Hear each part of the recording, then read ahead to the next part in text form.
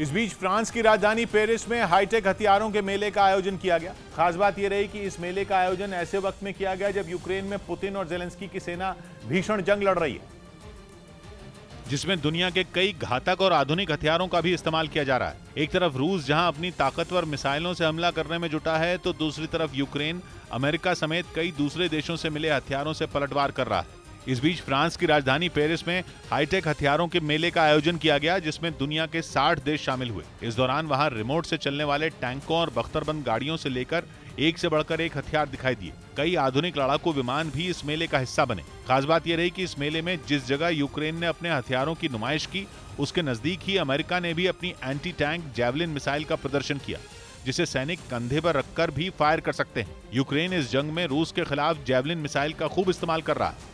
वहीं पश्चिमी मीडिया ने यह दावा किया कि ईसाइयों के सबसे बड़े धर्मगुरु पोप फ्रांसिस ने यूक्रेन युद्ध पर इशारों में रूस का बचाव किया। कुछ रोज पहले पोप फ्रांसिस पश्चिमी देशों के सैन्य संगठन नेटो पर भड़क गए थे और पश्चिमी मीडिया का दावा है कि एक बार फिर उन्होंने यह आरोप लगाया कि नेटो की वजह से ही रूस ने यूक्रेन पर हमला बोला। मतलब ये कि यूक्रेन जंग पर पोप फ्रांसिस ने इशारों में रूस का बचाव किया और उन्होंने ये फिर दोहराया कि रूस को इस युद्ध के लिए पश्चिमी देशों के संगठन नेटो ने ही भड़काया था। हालांकि ईसाइयों के सबसे बड़े धर्मगुरु पोप फ्रांसिस ने यूक्रेन में रूसी सेना की बेरहमी की निंदा की।